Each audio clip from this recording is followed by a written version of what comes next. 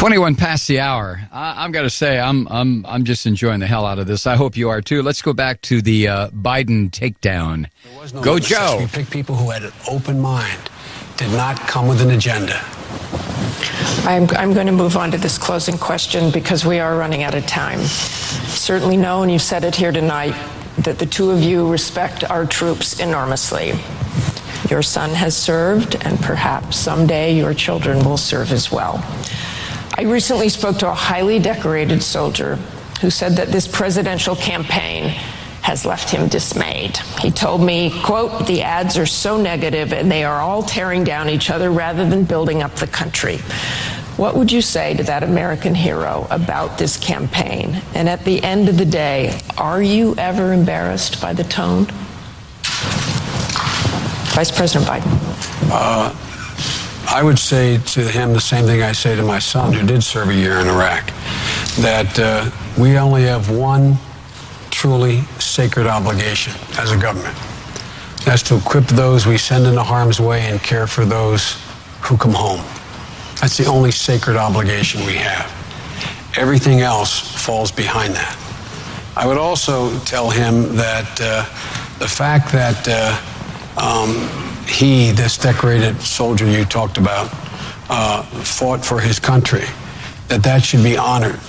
He should not be thrown into a category of the 47% who don't pay their taxes while he was out there fighting and not having to pay taxes. There you go, Joe. Not taking responsibility. I would also tell him that there are things that have occurred in this campaign and occur in every campaign that I'm sure both of us regret anyone having said, particularly in these special new groups that can go out there, raise all the money they want, not have to identify themselves and say the most scurrilous things about the other candidate. It's an abomination. But the bottom line here is I'd ask that hero you referenced to take a look at whether or not Governor Romney or President Obama has the conviction to help lift up the middle class, restore them to where they were before this great recession hit and they got wiped out, or whether or not he's going to continue to focus on taking care of only the very wealthy, not asking them to pay any part of the deal to bring back the middle class, the economy of this country.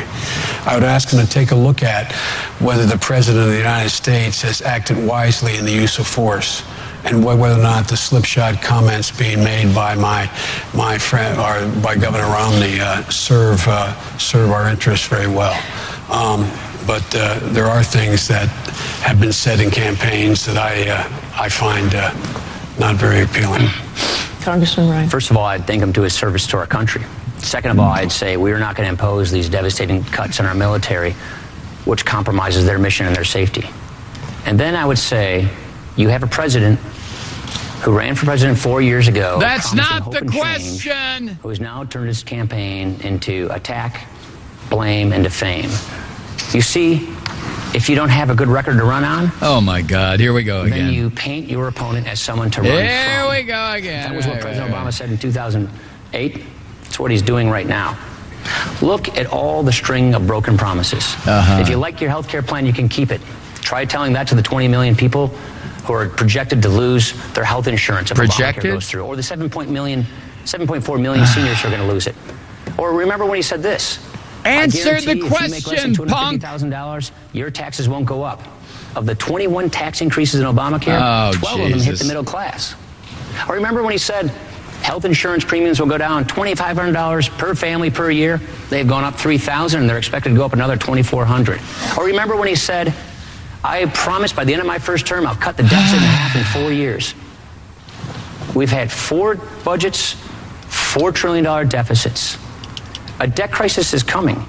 We can't keep spending and borrowing like this. We can't keep spending money we don't have. Oh, for God's sake. Leaders run to problems to fix problems.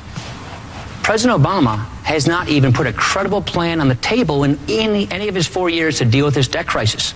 I passed 2 budgets to deal with this. Mitt Romney's put ideas on the table. We've got to tackle this debt crisis before it tackles us. The president likes to say he has a plan. The question, punk. The question. Asked his budget office, can we see the plan? They sent us to this press secretary. He gave us a copy of the speech. We asked the Congressional Budget Office, tell us what President Obama's plan is to prevent a debt crisis. Okay, right. They said, it's a speech. We can't estimate speeches. You see, that's what we get in this administration, speeches. But we're not getting leadership. Okay, see, the little punk ass here is making Martha's point in her question, the negativeness of the campaign. That's what Ryan's doing. He has nothing. Ryan, you don't have squat. And not only that, this is the first time I've had a chance to listen to this little half-wit. This is the brains of the Republican Party. Are you kidding me? This guy? All right, we're going to take a break. When we come back after this break, this should be over. Our phone lines will be open at that time, and I'd like to hear what you got to say. 877-996-2556. Stay with us.